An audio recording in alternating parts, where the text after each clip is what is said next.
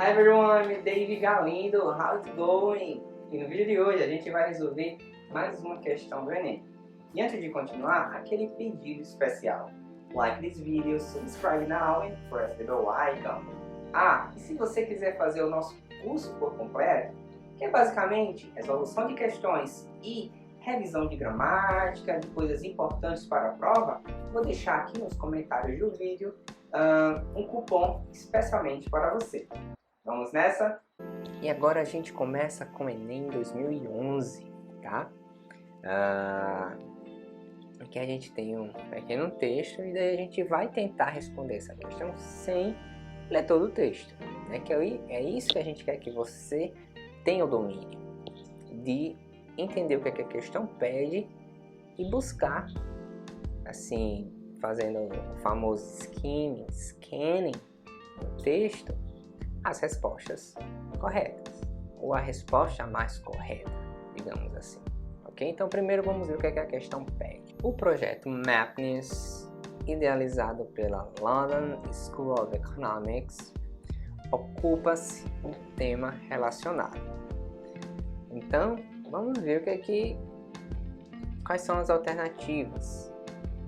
Ao nível de felicidade das pessoas em tempo de guerra, a dificuldade em medir o nível de felicidade das pessoas a partir do seu humor, ao nível de felicidade das pessoas enquanto falam ao celular com seus familiares, a relação entre o nível de felicidade das pessoas e o ambiente ao qual se encontram, a influência das imagens grafitadas pelas ruas no aumento do nível de felicidade das pessoas. Tá? Então, a gente sabe o que a questão está pedindo, sabe quais são as alternativas e vamos tentar encontrar no texto, ok? Então ele começa falando aqui, né, que é um projeto da Escola de Economia de Londres, tá? Que oferece um aplicativo de telefone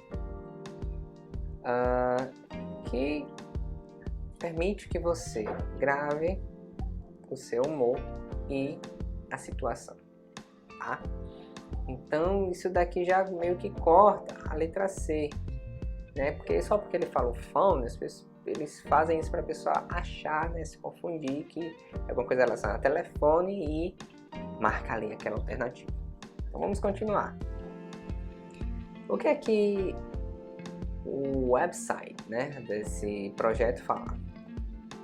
Nós particularmente estamos interessados em como a felicidade das pessoas é afetada pelo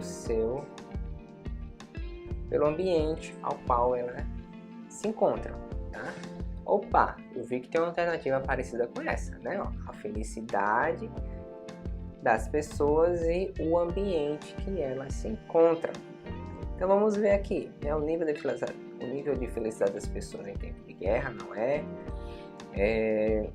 a dificuldade de medir a felicidade das pessoas a partir do seu humor, não. Ao nível de felicidade não pode falar sobre também não é a relação entre o nível de felicidade das pessoas e o ambiente no qual ela se encontra. É como eu falei, né?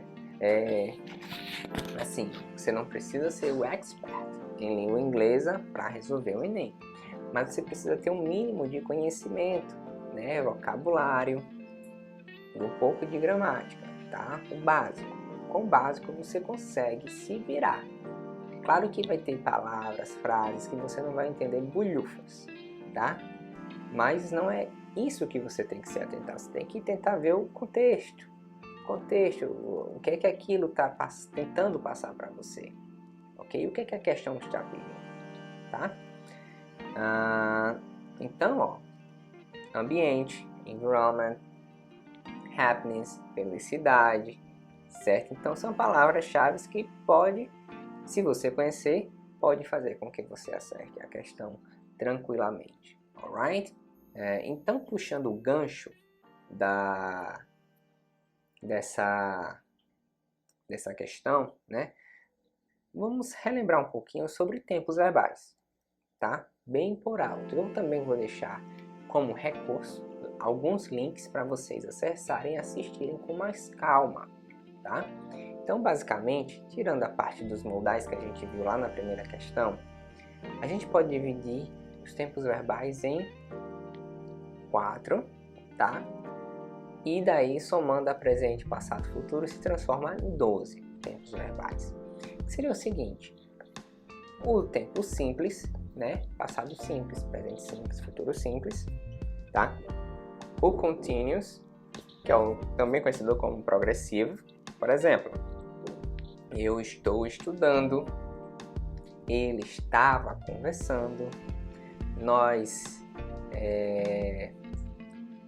vamos estar trabalhando, mais ou menos nesse estilo. É o progressivo, né? Que indica que algo continua acontecendo enquanto eu falo, né? Eu estou falando, é algo que está acontecendo neste exato momento, tá? Também tem o tempo perfeito, né? Past perfect, passado perfeito, presente perfeito, futuro perfeito, tá? E o present e o perfect continuous. Também tem past perfect continuous, present perfect continuous, future perfect, e assim vai, tá? Um monte de tempo verbal. Eita caramba, e aí? Como é que eu vou saber? Então, ó, cada tempo verbal vai ter o seu auxiliar e, consequentemente, a sua forma negativa, tá? Lembrando que, como é a partícula de negação? A negação, ela vai se dar por meio do auxiliar, tá? Ou seja, cada tempo verbal vai ter o seu auxiliar, certo? Por exemplo, do passado é did, do presente é do e das. O das, que se escreve aqui, vou escrever aqui em cima, tá? Das é para he, she, it. Terceira pessoa do singular. Mas aí a gente não vai se aprofundar. Vou deixar os links abaixo para depois vocês olharem com calma, certo? Do futuro, o auxiliar vai ser o will. Mas o verbo do é um verbo sem ser auxiliar, né? Sim, é o verbo fazer, tá? Só que em alguns casos ele se torna auxiliar. Mas por que existe verbo auxiliar em inglês? Tá?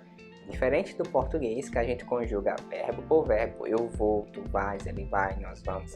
Eu fui, tu foste. Eu irei, tu irás. E assim vai.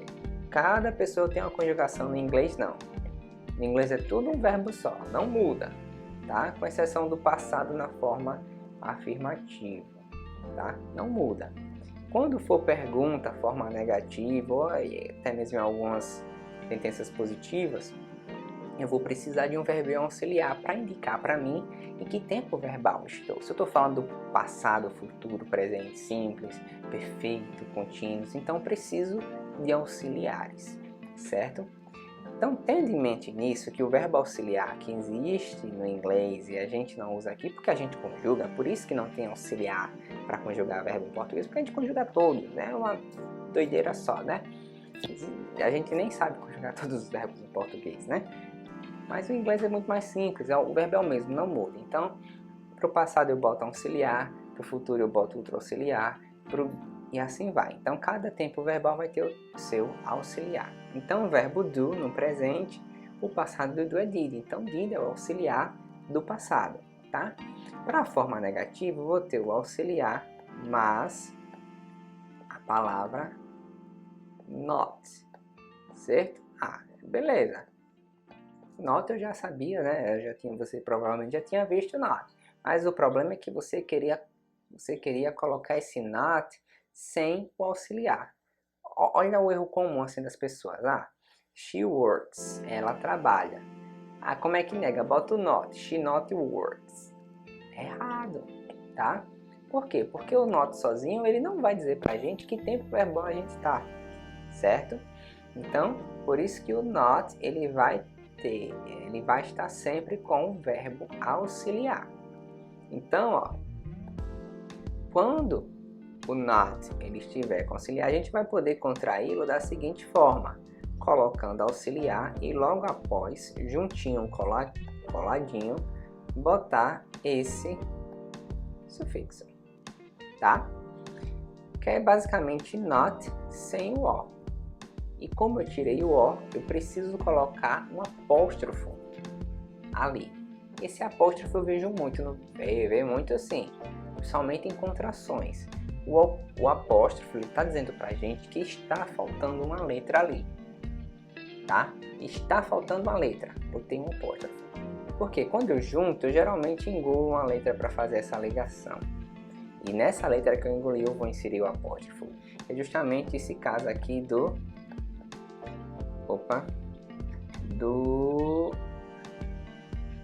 É justamente esse caso aqui do int, que é ou seja, o do, né, auxiliar, perguntas e tal, na negativa vira don't. Olha esse aqui, ó, N''T, que é justamente o not contraídozinho, e junto, colado, tá?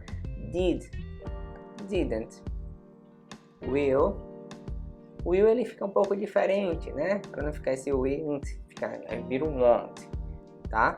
Vira o won't. Was, were, né? Aqui o verbo to be, is, were, né? Para o continuous. A negativa é só botar isn't, só botar esse apóstrofo T aqui coladinho, tá? Ó. Vou escrever até aqui, ó. Is,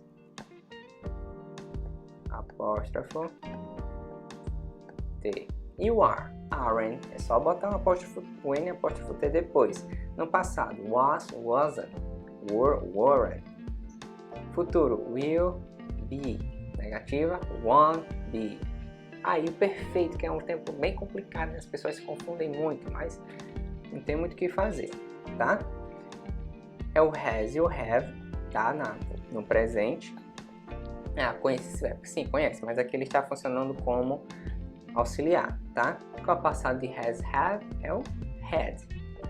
Posso botar na negativa? Se estiver no tempo perfeito, sim. Vira hadn't, eu boto o N apóstrofo T. Mesma coisa, hasn't, haven't, will have e aqui won't have. Beleza, e o continuous? Aí, ó, had been, que é justamente o uso do to be no particípio passado. Depois vocês podem pesquisar lá, tá? Particípio passado. Então, ó, virar had been. No negativa, hadn't been. No presente, have been, has been. Na negativa, hasn't been, haven't been. Ok? Então, aqui é uma visão geral de todos os tempos verbais e os seus auxiliares, tá? Ok? Então é uma coisa bem rápida, bem pincelada. Vou deixar mais alguns links para vocês explorarem lá no YouTube. Vocês também podem pesquisar em outros cantos para poder lembrar. E aqui é basicamente um resuminho dos tempos verbais e quando cada um deles é usado, tá? Deixei em inglês justamente para vocês começarem a pesquisar e a incrementar este vocabulário, ok? Então, vou deixar de tarefa para vocês, tá? Deixei aqui já mastigado, então vocês podem tentar traduzir para ver onde e como cada tempo verbal aqui, ó, é usado, beleza? E ele traz até exemplos. Eu sei, eu também vou deixar aqui uma listinha de verbos irregulares do passado, tá? Eu sei que é muita coisa, mas vamos absorvendo, ok? Tem 3 vídeos meus falando sobre o passado. Vou colocar também uma listinha para vocês, alright? Ok, vamos para a próxima questão. E aí, conseguiu resolver a questão direitinho? Very good! Então, lembrando, caso você queira fazer o nosso curso completo, veja aqui na descrição do vídeo o nosso cupom de desconto e garanta aquele precinho, alright? Então, vejo vocês no próximo vídeo. See you! Bye bye!